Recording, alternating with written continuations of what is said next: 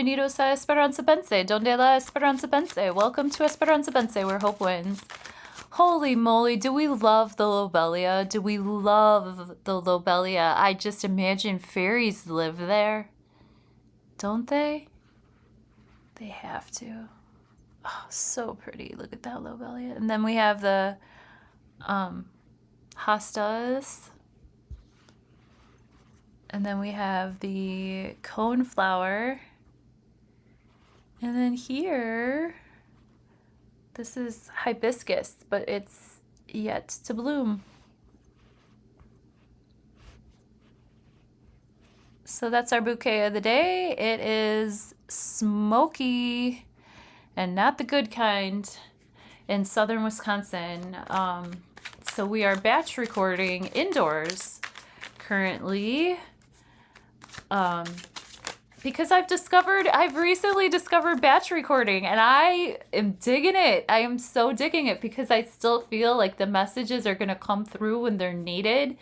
I feel like the images are nice and clear once I can find a good spot to do things. And also because my life is a wee bit busy right now with family and loved ones and visitors and children and people and places and things. And a lot of times at Casa Esperanza, there's a lot of people running around, so which is great, you know. Like I'm back home. Like I'm in my hometown. I'm with my home people. I'm on my home turf, and I was doing a lot of traveling there for a while. Those of you who have been on my channel before know of my adventures. If you're new here, welcome. Thank you so much for being here and fine-tuning your free will and intuition with us here at Esperanza Pense Tarot. We meet at 6 a.m. every day, Monday through Friday to... Oh, here we go. Here's our tarot reading. Bam. Ugh, I don't like it. I don't like it. Well, just because I don't like it doesn't mean I can't read it. Near past, present tense, near future. Let's pray before we start to read these cards. But those three jumped out. Actually, hold up. You know what? Let's let this be the flavor, and then I'm going to pray and play with, we're going to do a bonus cards for our Quick Hits Tarot. How about that?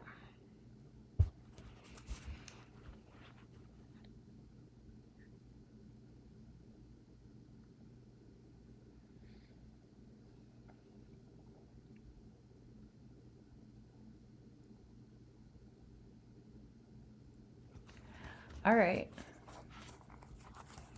Near past, present tense, near future. And these are the flavors that are flavoring our reading. So flavoring our reading today, we have 5 of Swords, 10 of Swords reversed, and the Wheel of Fortune reversed. Now, the reason why I said I don't like it, I don't try to play favorites when I play tarot, but there are certain cards that I just don't really want to see that much of. And most of those cards come from the suit of Swords. Swords are tough cards to deal with, in my humble opinion. Why? Because they're sharp and they don't care about your feelings. They care about the information or misinformation. They care about the talk and the gossip and the lies and the writing on the wall and the emails and the communications, but they don't care how they land. The swords cut. They don't care to cauterize. They just do the cutting. See how these swords, like, they did the stabbing, but they didn't do any of the sewing up, did they? They just left them there, you know? 5 of Swords in the near past is definitely a situation to where we live and let live. Of course, this is a like, okay, you believe what you believe, I believe what I believe. I'm gonna walk away with my homie who I can intellectually vibe with, and you can stand here thinking you are right, grabbing everybody's swords. You know, I'd rather walk away with no swords and be at peace than to keep banging my swords and dueling with you when you think you don't even mind playing by yourself. You just want to be right. This is the card here, this Five of Swords. This is the card of like, do you want to be right or do you want to be loved? This is exactly that energy. And so if that energy was swirling around, if we were dealing with people like that like really cling to their ideas so strongly that they can't love another human being unless they share the exact same ideas, well, then they'll take all the ideas and suck all the air out of the room, to the degree that other people just, even if they do agree with them, they just don't want to be around them because they're insufferable. But this person is kind of smirking underneath that cape that they've got pulled over their eyes. Notice that the cape is pulled over their eyes. They can't see clearly. They think that they're wise, like the magician that wears the cape, like the hermit that wears the cape. But this is not an act of wisdom. This is an act of, as they say, a Pyrrhic victory. Ten of Swords reverse. This is kind of interesting to see in reverse because I see like the swords are coming at this person. This is energy from the outside. This is active information, Mars energy, martial energy, thought forms, daggers that are being projected at this character here from the outside. This is not this person making it up. This is not this person imagining things. This is actual, difficult situations that are surrounding this character, and they can't do much about it. So they just have to accept that this is that time on the time clock for them. That is that's what's happening for them right now. This is what Mars is doing to them right now. This is not how they're working their Mars. This is how Mars is working them, right? But with the Ten of Swords in reverse, I could say that there's just a couple more steps before what people are projecting towards us, then we can use that to support ourselves with. Do you see how these swords are like propping this body up when it's in reverse? When it's the other way around, this person is getting shot at. At this point in time, this person is being uplifted by the haters. The same people that shot them down before are now lifting them up. Now they're wounded and they're bloody and they're going to need some surgery and some better, a better acupuncturist in their Rolodex, if you ask me. That this is like a bad acupuncture appointment for sure, but when we see the Ten of Swords reverse, we can be assured that the worst is not only is the worst of it over, but also if we've had thought forms that have been sent to us inadvertently or purposefully, if we've had quote unquote bad magic or bad spells, because words are spells, and in the tarot, the sword represents air energy, meaning anything mercurial, words, thoughts, communication, thought forms, any type of spells or magic. If you say words, if you speak things out into existence, that affects those that surround you. And with the Ten of Swords in reverse, finally, this person's able to take what is projected towards them and use it to prop themselves up. Wheel of Fortune reverse in the near future. Yeah, sometimes you're on top of the wheel, sometimes not so much. Sometimes the wheel is on top of you, you know what I mean? And so with the Wheel of Fortune reverse energy, this is still a lot of luck, but this is luck that we really have to leverage, and or we should be careful in the car or behind the wheel, because with the Wheel of Fortune reverse, we need to be aware that in our surroundings, the way that the energetics are currently playing out, especially in the astrology, Moon was conjuncting the South Node in the last inches of it being in Virgo being ruled over by Mercury, which is like our car, our locale, our hands, our driving. Mercury is retrograde currently, And with that South Node in Virgo, people might not be paying attention to the details.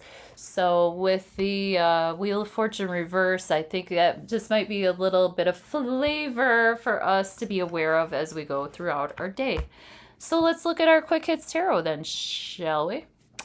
Near past, Page of Pentacles, present tense, Four of Pentacles reversed, and then in the near future, the King of Cups. Okay, I'm glad I kept pulling tarot cards till I got the ones I like. Isn't that something?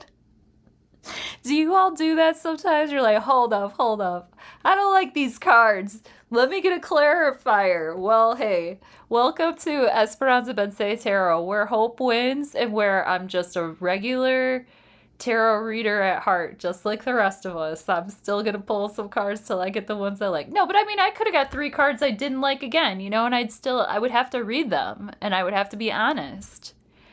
And this is a good practice. This is a good practice for me. And thank you for being here. Thank you for being here and supporting my efforts with your likes, your shares, your subscribe, your comments. I really appreciate you being here on this platform with me so that we can creatively use our imagination together with these images as prompts, because the attack on imagination, in my opinion, is very unsatisfying to me. I prefer laughter and fun and play, and thank you for coming here and practicing using your imagination with me. Page of Pentacles, this is a really great energy for a youthful person who is also very practical. Sometimes the youthful people, sometimes the beginning phases of relationships can really teach us the most about us, about the other people. This could be a Taurus, a Virgo. Speaking of Virgo energy, this could be this is an earth sign. Virgo is mutable earth, right? So a page is mutable, a page is malleable, a page is in their youthful stages of understanding. This is somebody in the beginning stages of understanding how to take care of themselves, how to take care of their body, how to take care of their money, how to take care of practical matters in their lives. The page brings in messages too. Like I said, Virgo, Taurus, Capricorn person might be bringing us a message that really could help our business or help us understand how to plant certain seeds. I have a Page of Pentacles in my life. His name is Raffi. He has his YouTube channel at Night's Light Astrology. I'm going to put some links here that you can check him out. We've done live streams together on my channel, and I'm sure you're all familiar with his work, but he's a great Page of Pentacles in my life because he brings a real practical Saturnian influence. He helps me keep track of time in small ways and in large ways. And he brings messages to me, literally brings messages to me about like voice memos and stuff. Like he'll leave me a voice memo or he'll send me a message that really helps me think about ways that I can improve not only myself, but my business. And I really appreciate having him in my life. Is there a Page of Pentacles in your life that you can think of? Is this personified energy? Is this you? Is this a message coming in? Is this a communication about? Is this the seeds that you planted in the garden? You could think about where that fits in your narrative, right? Four of Pentacles reversed. Okay, so it's time to stop clinging to things. It's time to stop clinging to people, places, and things, even if they're comfortable, even if we love them, even if it's good for us, even if we want to save our money. Sometimes it's better to open up that drain and let things flow, because nobody needs a clogged drain. You know, if you keep putting pennies into the piggy bank, but you never empty the piggy bank, eventually the piggy bank's going to be full and you can't put any more pennies in. So this is the emptying of the piggy bank, not to drain it per se, but to make room for more energy and more flow. We need the flow to have things come in and have things go out. So now is the time with maybe we have to spend some of our savings in order to reinvest and to help our savings grow. Maybe we need to think about, what kind of a return, what's our ROI right now? Where's our money sitting and is it working? And if not, is there a way to release that stagnancy so we can open up and accept more flow? Okay. And with the King of Cups in the near future, this is a strong, strong card here. This is a strong Cancerian, Scorpio, or a Pisces person, somebody who has a lot of water in their chart, somebody who's very attuned to your emotional state of being and is attuned to the emotions of people around them without becoming overly excited or overly emotional as they express themselves. The King of Cups is somebody who has a cup that is full enough to offer to somebody else. So they have like enough emotional intelligence to be able to offer themselves emotionally to others, to offer a shoulder to cry on, for example, a pat on the back, or to see somebody and understand how they feel and have empathy, like, oh wow, you know, you seem really joyful to me today. Is there a sparkle in your eye? What am I noticing about you today? You know, like the King of Cups is emotionally available in that way. Like he'll notice you, he'll ask, or he'll just calmly be available. He might not ask, but he's present and he's there. This is the Midwestern dad that like asks you, you know, did you have lunch today? Or this is the Midwestern dad, for example, who will fill up the gas tank in your car. He might not be ooey gooey, and as Ramblin' Mike, my favorite tarot reader on YouTube, as Ramblin' Mike would say, he might not be ooey gooey, soft and chewy on the inside or on the outside, but on the inside he is. A Cancerian zodiac, imagine it's a crab. They have a hard shell, but on the inside they're so soft and sweet, right? So King of Cups, you might not be able to, you could catch a vibe from him, but his face might not let on that he has such a depth of emotion. But you know that this is somebody that you can come to and somebody that's emotionally supportive in your life. It's a good husband, a good partner to have. Okay, so this is our reading for today. Thank you so much. Stay tuned for the astrology. We will talk about the astrology of today here in just one moment.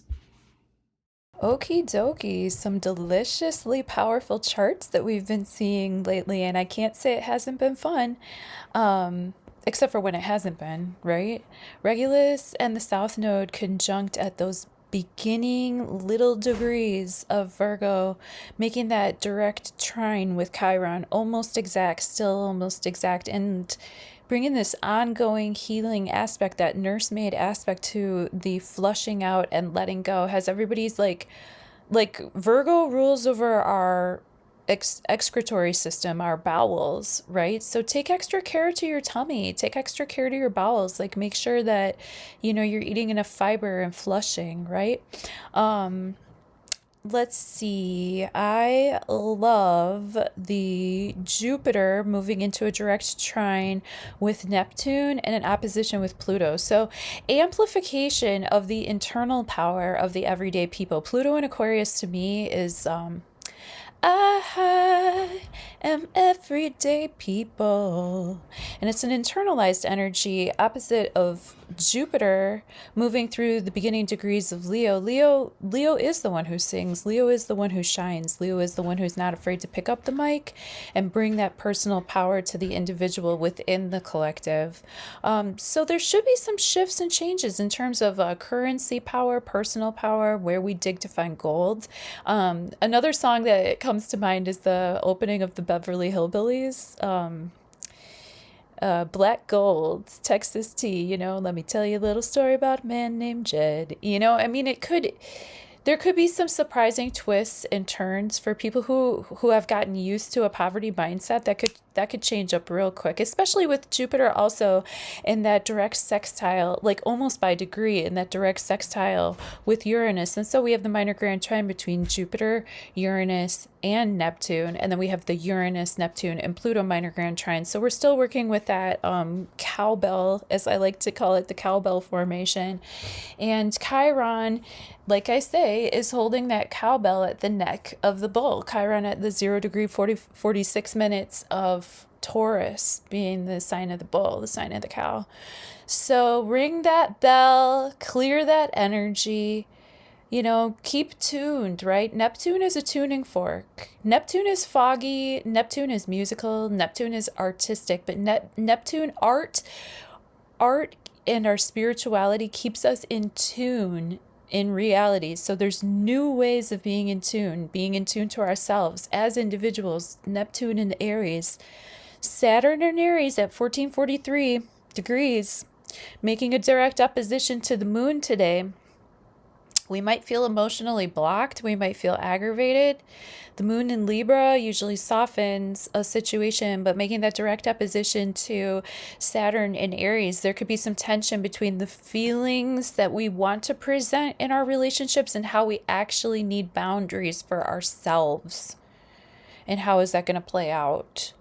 Is there any sort of, and with Saturn going retrograde here soon too, you know, if there's any anger that needs to be expressed, we want to be able to express it clearly and cleanly and actively before that becomes internalized. Internalized anger can lead to health problems. So better out than in all the ways, you know, flush it out with the South Node in Virgo and, make those boundaries complete to protect your Aries self, to protect your inner child, Aries being the child, the baby, the first sign of the zodiac.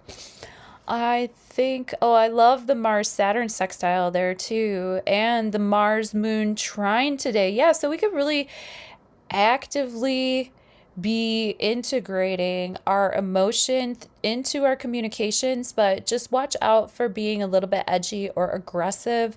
And like we like to say, maybe give people a little bit of grace if they seem irritable, edgy, or aggressive. Mars is moving into a more direct square with Venus, and Mars and Venus, they're such a beautiful couple, but sometimes they just miss the mark, you know, sometimes they just miss each other. So we'll keep our eye on that, and God willing, I will see you tomorrow on the next one. Thank you so much for being here. Thank you for fine-tuning your free will and intuition with me. If you would like a personalized session, stay tuned. Love you. If you would like a personal session, you know what to do. Hit the links, esperanzabense.com. You can go to the contact page. It's so easy. I email you right back. You tell me when, and I click you a link that tells you where. So easy. I just ran like a super sale, $25 an hour, but like my time is worth $90 an hour, so that's what we're paying now. But there are readings as low as $33. Anybody can do that, so that'll give you a chance to just get a quick hits tarot for yourself, get it like kind of a feel for what the astrology could be doing for you personally from a whole sign house perspective. We don't even have to pull your chart. I can do it in my head. And yeah, those quick meetings, those 15-minute meetings are just like a nice break to the day that you just can sort of just give yourself a little fresher for your intuition to guide you throughout the rest of the day or week, whatever you're working with. I also have clients who are regulars, you know what I mean? There are people that book like monster sessions with me, like 4 or 5 hour sessions every month or so. And we look at, but those are usually like couples, but don't be shy to like bring your partner to a reading, because actually those readings work freaking awesome for me.